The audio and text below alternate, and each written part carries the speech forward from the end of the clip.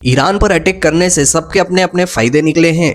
क्यों यूएस और इजराइल ने साथ में मिलकर ही अटैक किया और क्यों ईरान की जनता इतनी खुश है ये वॉर से, चलो आसान भाषा में समझते हैं। तो 1979 से पहले ईरान और इजराइल के बीच एक अच्छा बॉन्ड हुआ करता था, लेकिन जब से 1979 में एक इस्लामिक संविधान लागू हुआ तब से लेकर आज तक एक तरह की वैचारिक और धार्मिक लड़ाई चल रही है इन दोनों के बीच। शॉर्ट में बताऊं तो ईरानी विचारधारा के अनुसार इजराइल का अस्तित्व इस्लामिक भूमि पर एक अवैध कब्जा है और इधर इजराइल दुनिया का एकमात्र यहूदी राष्ट्र है।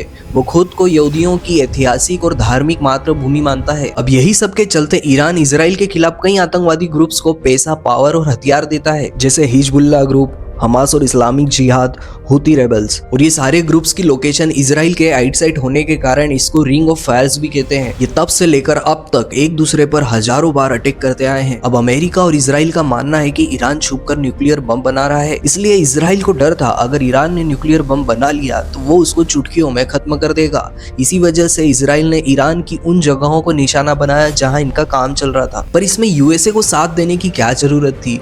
तो एक समुद्र का बहुत ही पतला रास्ता है जिसे स्ट्रेट ऑफ हॉर्मुज भी कहते हैं, जो ओमान और ईरान के बीच में और दुनिया भर के तेल का खेल इसी रास्ते से जुड़ा है। क्योंकि ईरान की बाउंड्री इस रास्ते से लगी हुई है और ईरान के पास इसे बंद करने की ताकत है, तो ईरान इसे एक अपनी लीवरेज की तरह इस्तेमाल करता है। इसीलिए ट्रंप को डर है अगर ईरान ने बॉम्ब बना लिया तो वो कल को सीधे अमेरिका पर हमला कर सकता है।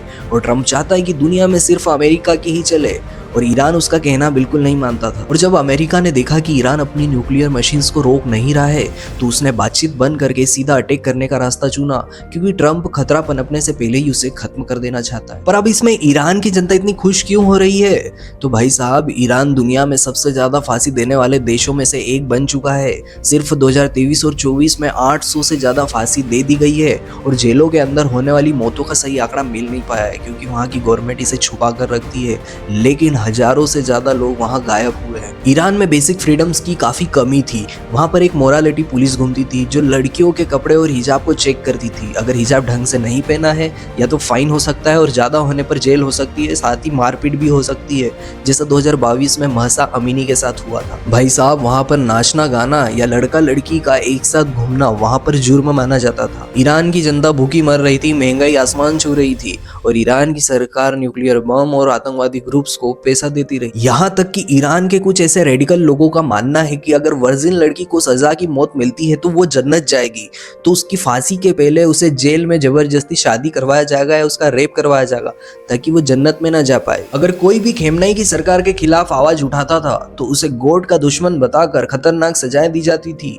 ताकि बाकी की जनता डरी रहे। और ईरान में एक विलायत फकीह का सिस्टम है जहाँ एक सुप्रीम लीडर खेमेनेई के पास पूरी पावर होती है, वो जो बोलता है वही कानून बन जाता है। तो इसे कई लोग धर्म के नाम पर तानाशाही कहते हैं, ना कि असल इस्लाम। तो यही सब फ्रीडम पाकर वहां की जनता इतनी खुश है।